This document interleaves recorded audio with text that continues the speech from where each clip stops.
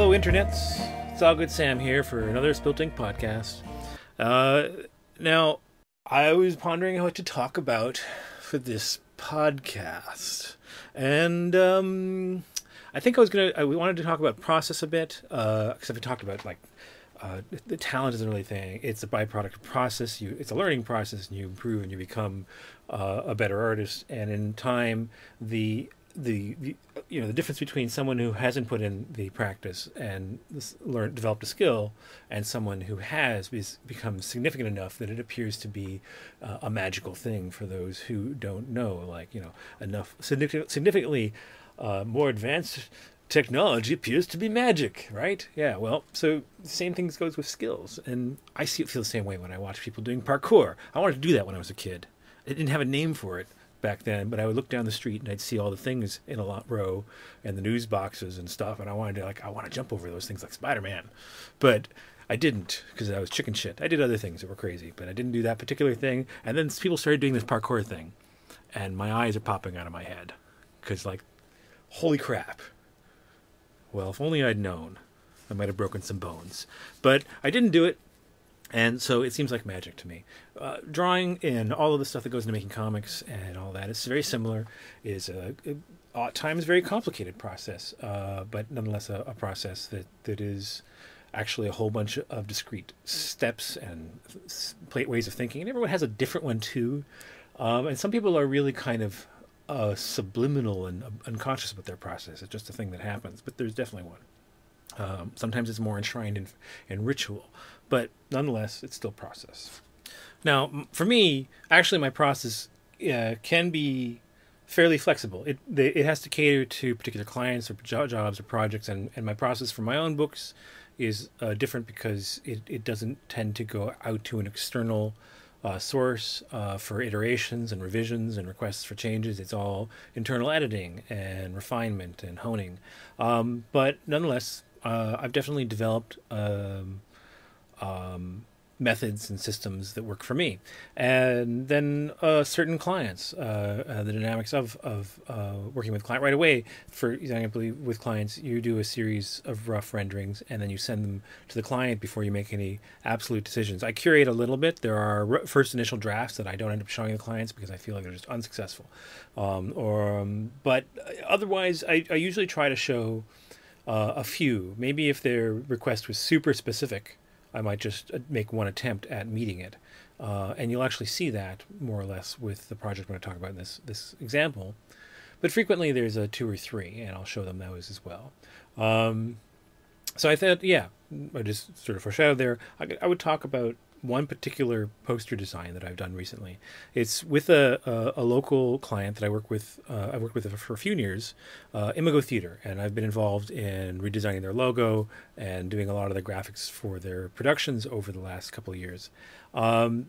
The latest has been for a play called Random by Debbie Tucker Green. And it's being done in Montreal as a one-woman reading of this story about the way a family is affected by the random shooting of their son, and I believe it's set in London. And the initial request was for a shot of the mother at the door, answering the door.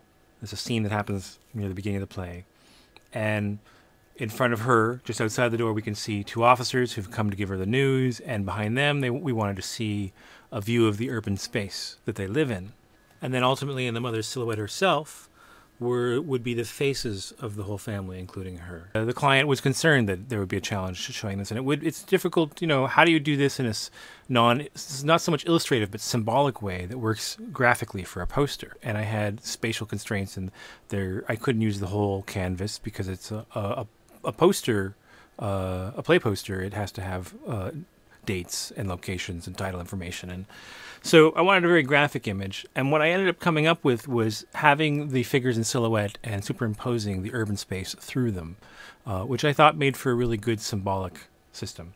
So I did this first. What I thought I played first in Photoshop with reference material and kind of collaged up a composition, and then from that did a quick first draft of the drawing in Prismacolor barrel Prismacolor pencils and pencil, I believe, a mixture of those things, and scanned it and cleaned it up, and superimposed an inverse version of an urban landscape from a neighborhood that I found over that. And my intention was to, in another draft, render that imagery by hand.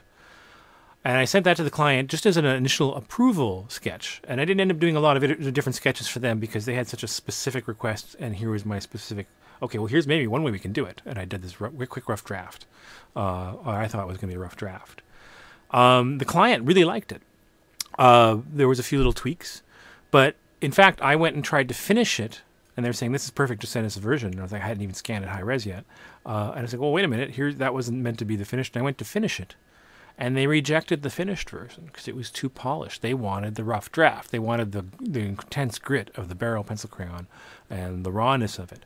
So we went with that. Then they came back to me later on and they said that we needed a new one because the first was very vertical and it worked for a lot of the posters, but they wanted something for horizontal banner situations that could be, so either reconceiving of it, but then looking at it, everyone kind of understood that it would be difficult to actually make that work well in a vertical, in a horizontal composition. So I was going to try a new approach. And again, they had a specific idea that they requested. They wanted to do something involving the chalk outline of the shot sun, which is a pretty intense concept. That was an added level of subtext. This is not a news story, young black men are being shot for all sorts of reasons in the play. I don't believe the police are involved. It's just a random shooting, hence the title. But that subtext, the narrative, was certainly being made very topical feeling. And using that, and the idea was in the silhouette of the boy who's been shot, we would see the faces of the family, the same way we see them in the silhouette of the mother answering the door in the initial image. And one of the things I explored as a possibility is to touch on that timely relative nature. So I explored the possibility of actually creating a false chalk outline of one of the victims of shootings in the previous year. I got about as far as looking at photographs of dead bodies before I just realized that wasn't very palatable. It would be a little too raw. I had done a couple of nice concept sketches and looked at some pictures and just went, this feels wrong. Backing away from that. So I went back to a more symbolic, almost cartoony version of a chalk outline. It's still a very raw concept, but doing that gives it a less of an intimate and personal nature, allows it to be more symbolic. And I finally came up with a bunch of different versions of that, along with a new lowercase version of the logo, and a splash of blood that I created by about a dozen times or so, splattering ink, diluted ink on paper, and then scanning that when it was dried. That was rejected. The clients, this is exactly what the clients had more or less asked for, but Imago in the end didn't want to do it. I didn't end up talking to them about exactly why. It just wasn't working for them. So we went back to the drawing board and we decided just a sort of a cluster of family portraits of the faces without the silhouette, but to have just the son present and then symbolic idea of marking him with the blood to make it clear, tell the story somewhat, the subtext of the narrative in the poster image.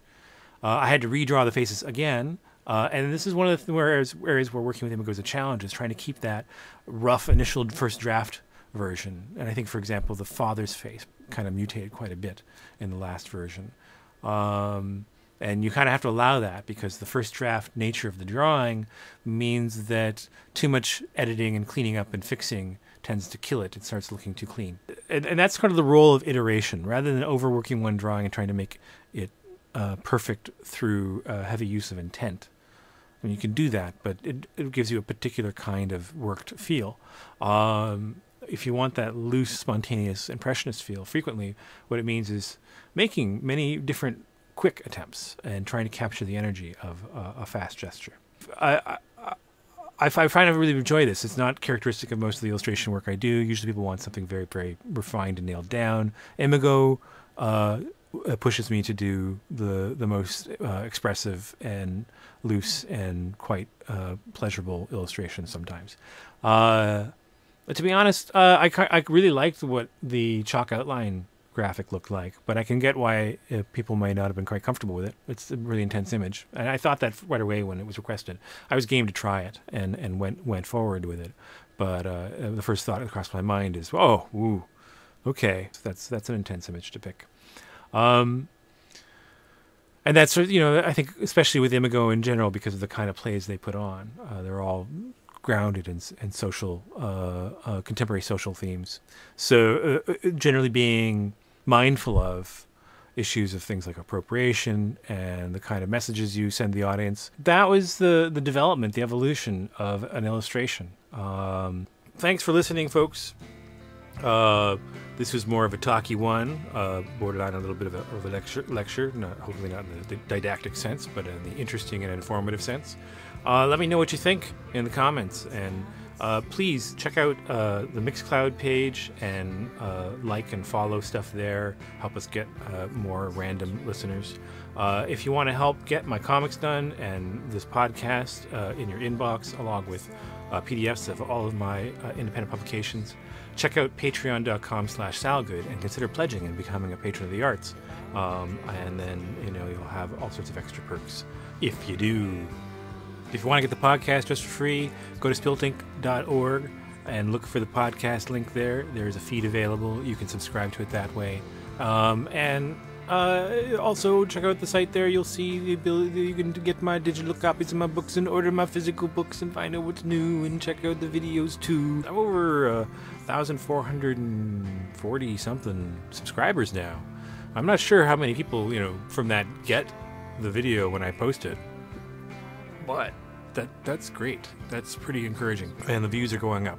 So tell your friends, post it on your social networks, and share it with your friends and let them know about it if you think it's cool. Okay, that's my public radio pledge pitch. I've done that before, I did college radio years ago, as I mentioned. Anyway, enough blah blah blah from me. Have a good week.